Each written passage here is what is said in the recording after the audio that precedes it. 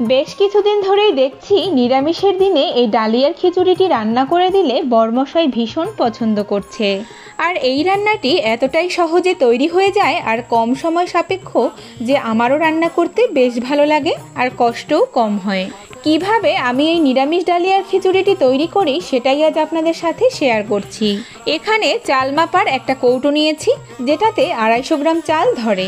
আমি half cup dahlia আর half cup মুগ ডাল নিচ্ছি, তবে আপনারা চাইলে মসুর এবং মুগ দুটো মিক্সড করেই কিন্তু করতে পারেন।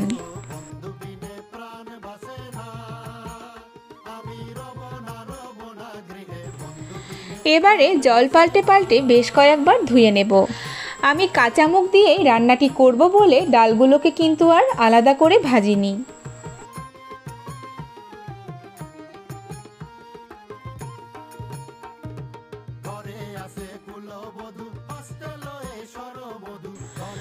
এ পর্যায়ে আমার ঘরে যে অল্প সবজি ছিল সেগুলোই আমি এখানে ব্যবহার করছি, তবে আপনারা এখানে যে কোনো ধরনের সবজিই ব্যবহার করতে পারবেন।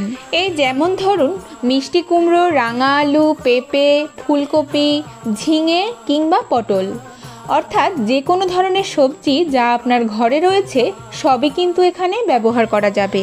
আমি শুধুমাত্র গাজর, ক্যাপসিকাম, আলু এবং কাঁঠালের বীজ ব্যবহার করছি।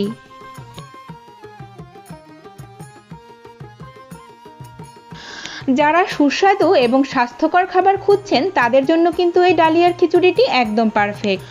বিশেষ করে যারা সুগার এবং কোলেস্টেরলে ভুগছেন কিংবা হার্টের সমস্যা রয়েছে তাদের জন্য এই ডালিয়ার খিচুড়িটি কিন্তু ভীষণই উপকারী। অথবা যারা ওজন কমানোর জন্য রেগুলার ডায়েট করেন তারাও কিন্তু এই রেসিপিটি তাদের ডায়েট চার্টে রাখতে পারেন। সব থেকে মজার কথা, প্রাপ্তবয়স্ক বলুন কিংবা বাচ্চা, সকলের জন্যই কিন্তু এটি একদম পারফেক্ট। অনেক বয়স্ক লোকদের কিন্তু হজমের সমস্যা থাকে, তারাও কিন্তু এটি অনায়াসে খেতে পারবেন।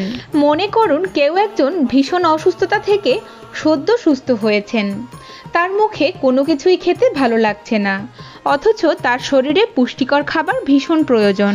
তখন কিন্তু অনায়াসেই তাকে এই খাবারটি দেয়া যেতে পারে, কারণ এটি যেমন সুস্বাদু তেমনি স্বাস্থ্যকর।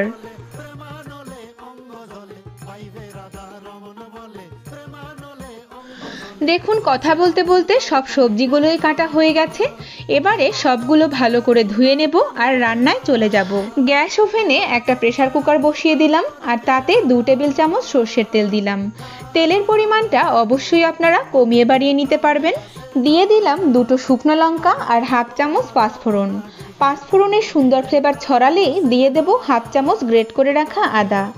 আদাটা তেলের উপরে একটু ভেজে নেব।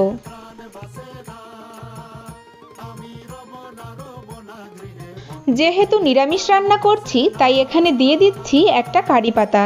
এই কারি পাতা কিন্তু রান্নার স্বাদকে অনেক গুণ বাড়িয়ে দেয়, তাছাড়াও এর রয়েছে অনেক উপকারিতা। কারি পাতায় ভিটামিন এ থাকায় এটি চোখের জন্য ভীষণ উপকারী, অর্থাৎ কিনা দৃষ্টিশক্তি উন্নত করে। তাছাড়াও কারি পাতাও কিন্তু ওজন কমাতে সাহায্য করে। এবারে কেটে রাখা সবজিগুলো দিয়ে গ্যাসের ফ্লেম মিডিয়ামে রেখে 5 মিনিট ভেজে নেব।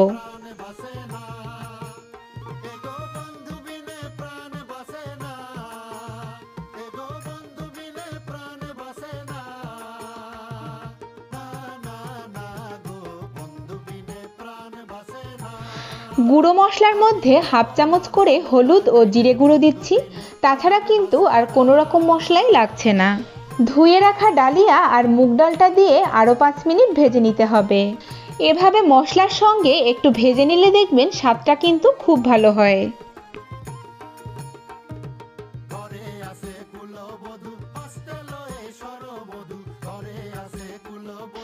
ভেজে নেওয়া হয়ে গেলে যে কৌটো বা কাপ দিয়ে ডালিয়াটা মেপে নিয়েছিলাম সেই একই কৌটোর 3 কাপ জল দিয়ে দিচ্ছি। জলের পরিমাণটা অবশ্যই একটু খেয়াল করবেন, যদি কম জল হয়ে যায় সেক্ষেত্রে খিচুড়িটা একদমই গাঢ় হবে আর খেতে ভালো লাগবে না।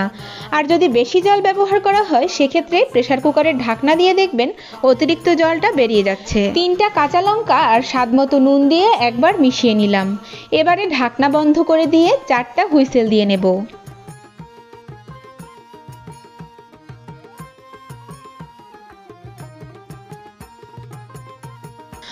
খিচুড়ির সঙ্গে খাওয়ার জন্য আমি শুধুমাত্র পাঁপড় ভেজে নিচ্ছি, তবে আপনারা চাইলে যে কোনো কিছুই রাখতে পারেন। আমি যেহেতু ডিনারে পরিবেশন করেছি তাই আর বেশি কিছু রান্না করিনি, তবে এই খিচুড়িটি এতটাই সুস্বাদু হয় যে শুধুই খেয়ে নেওয়া যায়।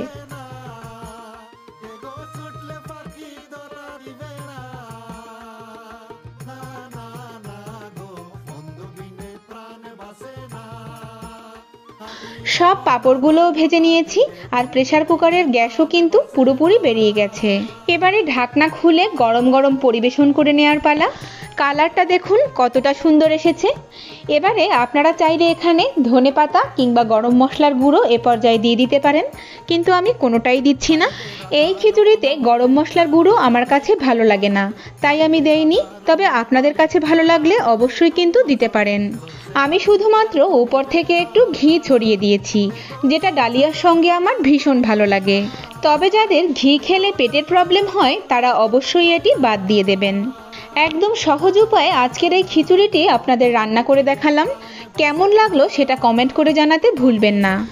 যদি একটুও ভালো লেগে থাকে তাহলে একটা লাইক আর শেয়ার করে দেওয়ার অনুরোধ রইল। সকলের সুস্থতা কামনা করে আজ এখানেই শেষ করছি। দেখা হচ্ছে নতুন কোনো রেসিপি নিয়ে।